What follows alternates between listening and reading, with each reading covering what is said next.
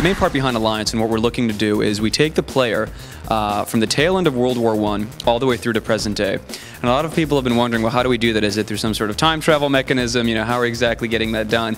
And it's nothing like that. It's actually very filmic in the scope and what you're doing. You travel through these different time periods as several different generations, and you're fighting on the side of an organization that has no borders, that has no capital.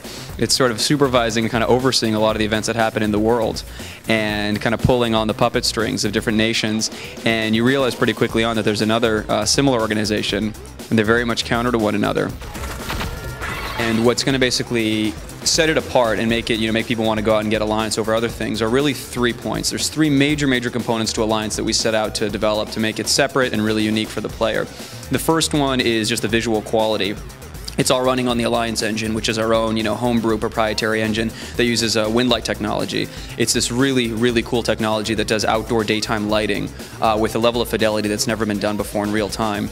When you're traveling through these different time periods, through old Havana, during the 50s, through Russia in World War I, through Berlin during all this turmoil, we wanted these cities to be captured in all of their glory, not dark. I mean, this is going to be daytime, cloud cover shifting overhead, time of day, gradually shifting. There's a lot of shots that are very filmic and really powerful. The second thing, which is absolutely pivotal to Alliance, is the War Studio. We kind of sat there and we're like, well, wouldn't it be cool if we kind of made a game where we really did for guns, what like Gran Turismo does for cars? We said, let's really give the players, let's do something, and we're talking 2001 here, 2000 even, where we started having these ideas, and we're like, let's do 200 small arms, infantry weapons.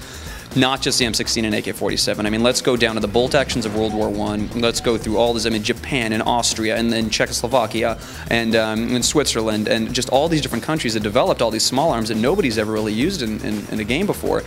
And really give players the option to kind of query the different parameters. Really give them this thing called the War Studio, which allows you to look per country and by calibers and dates of production and then ballistic profiles. That's really important too, is being able to, the bullets are dropping in this game, and they're dropping per the caliber, the cartridge. They're dropping per, the accuracy levels of the rifle. What you're seeing is you have sighting mechanisms. You're going to have to sight in your rifle for the appropriate ranges based on the sighting. Is it a ladder sight? Is it an optical sight? Is it just a standard scope?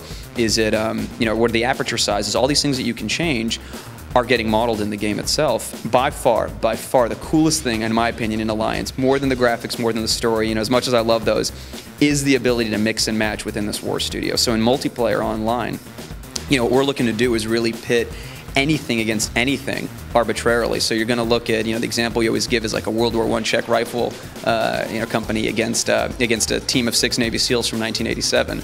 Or even if those restrictions are too limited as far as, well, the Czechs only had Mausers, for example, in World War I, and the SEALs always, they favor their M4s and their MP5s. I want SEALs plus Tommy guns, and I want the Czechs plus RPG-7s. I think that would be cool. Done. That's what the War Studio is for, to be able to set up these different parameters and let people just completely go at it. There's going to be not only a difficulty option in different difficulty, there's also going to be realism options for. So those that are more into kind of an arcade experience and want to fire it up, don't necessarily care about all the particular physical modeled aspects of the bullet drop, can go into more of an arcade type setting for realism.